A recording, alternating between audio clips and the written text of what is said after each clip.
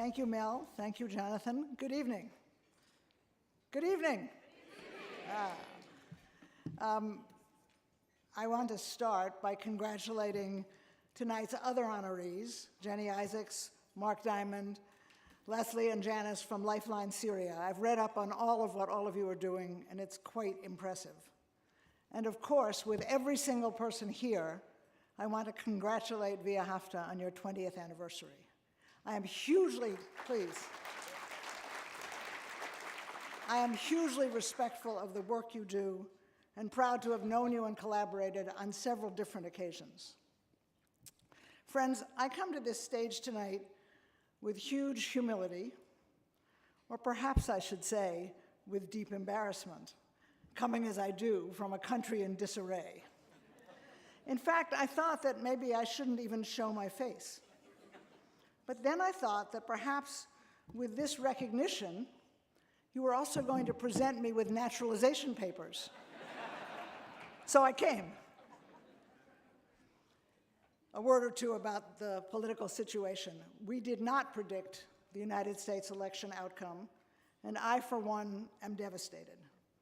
Our country turned out to be clearly deeply divided, and we have elected a man whose campaign behavior and whose life behavior, as revealed during the campaign, has often been appalling. Neither we, nor anyone for that matter, really has any idea what to expect from him, and that is definitely cause for alarm. It is easy for us to be anxious and to feel a sense of despair, but we know, and you know, that neither despair nor anxiety is a strategy for change. So we do need time to mourn our losses, to recognize the crises in our country, and to acknowledge what is at stake. But then we will have to pull ourselves together. Because we know, as you do, that there is huge work to be done. And we know that some of this work is ours as Jews because we are a people committed to justice.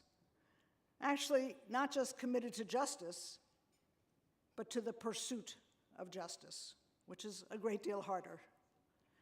And we are all taught as Jews that we must undertake our piece of the work, even though we may not be able to accomplish the entire task. So for at least some of us in the States, we will mourn, but we will continue to organize and to work for the changes that we need to make in the world.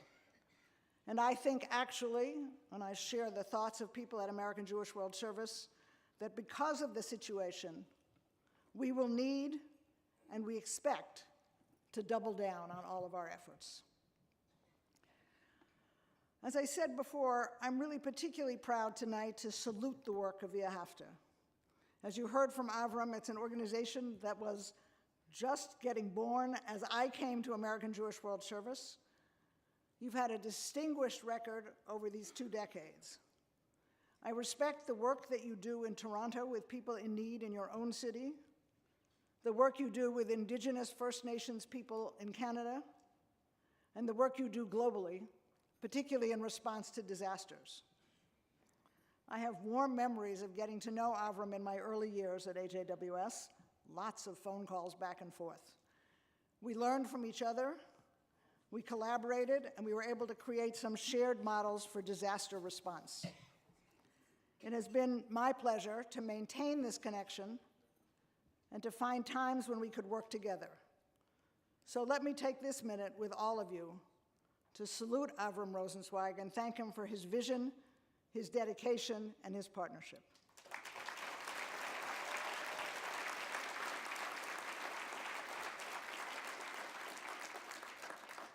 During these same 20 years, we at American Jewish World Service have been proud to continue to grow.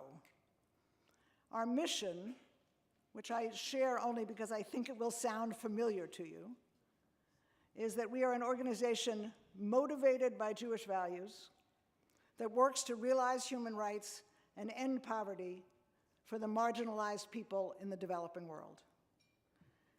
What we've done with that mission, particularly in these last 2 decades, is to further affirm and clarify our commitment to Jewish values, our commitment, our determination, I would actually say, to listening to the people who are on the front lines fighting to expand human rights. We work with people whose lives are put at risk every day by the social change work that they're doing. And we consider it a privilege, as they grow their efforts from the ground up, to partner with them. As of today, I can say that we partner with more than 450 grassroots organizations and their allies in 19 countries in Asia, Africa, Latin America, and the Caribbean. We work with them, and this is perhaps the most important thing that we do. We work with them to advance their visions of justice, not ours. They tell us what will make the most difference for them in achieving the changes that they want, and we fund them for that work and partner with them and help them to increase their own capacity so that they can do more and more of that work. We have also become better able to work with them to monitor and evaluate their progress, something that I talked with the Via HAFTA staff and board about a little bit today. And very importantly to me, we have become increasingly committed to the tough work of movement building and advocacy for broader change. We have been able to be centrally involved in affecting some United States policy, program, budget, and practice to better help the billions of people who are suffering around the world from denial of their rights, from the ravages of oppression and hunger, from discrimination, and from illegal land grabs. Let me take a minute to just tell you one story, because as Via HAFTA has made very clear with much of its work, it's the stories that matter. So I think of a Mexican farmer. I suspect he was 75. He looked about 150. And he said to me in Spanish, "You know, I've been farming for a long time. When my neighbors steal my chickens, which happens sometimes, I go to the government and they help. But now the government is stealing my water and I don't know where to go." We helped that farmer and the organization that he put together take on a battle with the Mexican government, win rights back to the water that actually was flowing toward their land. And then, because we are interested in advocacy and broader movement building, we put those farmers in touch with indigenous farmers, smallholder farmers around the world. We supported a shared movement called Via Campesina that is helping many such farmers. And that's something that I would urge Via HAFTA to keep thinking about as you do your phenomenal service programs with different populations, First Nations, homeless in Toronto, people globally. Think always about, how do we take these issues to the next level? What's the advocacy, what's the policy change that we could also be working on in Toronto, in Ottawa, globally, that would make a difference not only for the people that we can actually reach with the bagel and peanut butter or with the new food, not only with the direct care we can give, but to change the policy and practice in ways that will affect even more of the people who need our help. Talking again about AJWS, but pertinent in this case to the issue you asked me to speak about tonight, we are actually very proud that we have effected what we think is a successful leadership transition. The American Jewish World Service Board saw the strength of Robert Bank, who has been our executive vice president and my partner in building, focusing, and deepening our work over the last 7 years. They designated him as our president and CEO effective this past July. Luckily for me, Robert asked me to become the first ever AJWS Global Ambassador. I would have said yes just for the title. But as Global Ambassador, I'm developing and expanding our work with rabbis, educating them about global justice, engaging them as ambassadors for and advocates of our work, asking them to educate in their congregations and in their communities about the responsibility of Jews to work for global justice. I am also, by the way, doing some other work.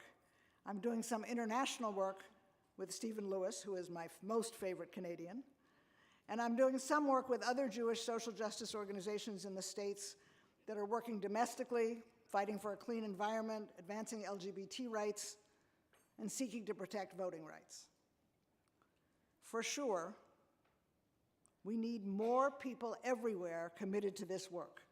So your question about where do we find this next generation of social change makers is essential. We need more people who will take on these battles, whether they're local or national or global. But it seems to me that the answer to this question, the first level answer, is pretty easy. We have these people in the next generation. We have them in our country. I'm sure we have them in Canada as well. We need to identify them and strengthen their capacity, their interest in and their capacity to do social change work. So I'm very moved by two programs that were talked about tonight, your B'nai Mitzvah program and your Young Writers program. Those are the kinds of places where we want to get young people, not just for a B'nai Mitzvah, not just for night riding to feed people, but to help them think about this as something they can do as a piece of their lives, both professionally and as volunteers over the decades that they stretch ahead of them. There's one other place where we will get the next generation of social change makers. Now it's my minute to be a bit provocative. Your children and your grandchildren. So one of the things I would ask you as fierce supporters of this organization is, do you talk about the work that Via Hafta is doing in your family gatherings? Do you talk about the fact that you are donating time and money to an organization that represents Jewish values on the ground by meeting the needs of other people? And can you all imagine the great success when some of those children and grandchildren choose social change-making work as a career? I hope you can. Part of what these young people who are interested in these issues need, though, is to see that the organizations, the resources, and the training are there if they choose to come to do this work for social change and to do it in the Jewish community. And I think that is going to take some further work on our parts.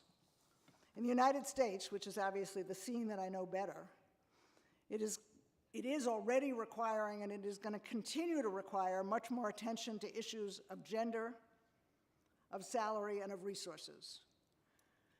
There are, maybe this isn't true in Canada, but in the United States, there are serious glass ceiling problems in the Jewish community, problems for women being selected to run organizations, and then in being paid equitably for their work.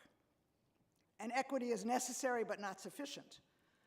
The organizations like Via Hafta have to be helped by their supporters to pay good salaries and to provide good benefits, to not only attract, but to keep the best and the brightest. So excitingly, and maybe this is a story that you all know, but it's particularly exciting to me, there is a Canadian who is picking up on some of this work as we speak. Many years ago, there was a young woman named Ilana Azen, who was a manager of service programs at AJWS. We nominated her, I think 10 years ago, to receive an award for promising young Jewish professionals that was being given by JPRO, which is an organization that's committed to addressing these work issues in the Jewish communal world. Ilana Azen went on to another service organization, and then she became the director of experiential education at the Toronto Federation. So when you invited me tonight, I wrote her immediately and said, I'm going to be here. Please be sure to come. She wrote back that she actually wouldn't be able to come because she would be right at this very moment, literally, at the convening of North American federations, where she would be named to run JPRO, the same organization that gave her the Young Professionals Award 10 years ago. So she's in your midst. She's going to be working very specifically on this issue of who are the next generations of social change makers. How do we recruit? Where do we find them? How do we recruit them? And what do we do to ensure that we create the workplaces and the work conditions that will help them be committed not only to doing this important work, but to doing it in the Jewish community in accord with fundamental Jewish values. So it's partly her job, but it's also partly all of our jobs. It is, in the broader sense, our job at Via Hafta in Canada, at AJWS in America, not only to hope for change, to hope for an end to homelessness, to hope for improved health care, for the basic human rights of girls to escape early and forced marriage, for the land rights of indigenous farmers, not only to hope for those things, but to act for them, to act for change through organizations such as yours and mine. And it is our job, in fact, it's probably our sacred mission, to build our organizations, to think strategically, to attract these next generations to work with us, which, by the way, means listening to their ideas for how to make change, and then to create the conditions that will make it possible for them to lead Jewish social justice organizations into the future for as long as these organizations are needed, as Avram mentioned before. So that's a hefty piece of work, not just supporting Via Hafta for the work it does, but supporting Via Hafta and other similar organizations to attract this next generation of social change makers, to find them wherever they are in our organizations and in our broader community, and engage them to work not only as volunteers, but professionally. We're tackling it in the US. I'm quite sure that there are many of you committed to tackle it here. I think we will be successful. Let me close with two observations that have guided my work over many decades. The first is from Rabbi Abraham Joshua Heschel, who once wrote, "In a free society where terrible wrongs exist, some are guilty, but all are responsible." And the other is from a less well-known personage, a woman named Ella Baker, who was a leader in the United States civil rights movement in the 1960s. Ella said, "We who believe in freedom cannot rest until it comes." So that's our charge and our mandate. The people at Via Hafta, the people at American Jewish World Service will keep doing this work. But we can't do it without all of you. And indeed, we can't do it without finding and creating the systems that will urge the next generations of young people to be our leaders in working for the social change that we all know is part of our obligation and that we all know will make this world a better place. Thank you.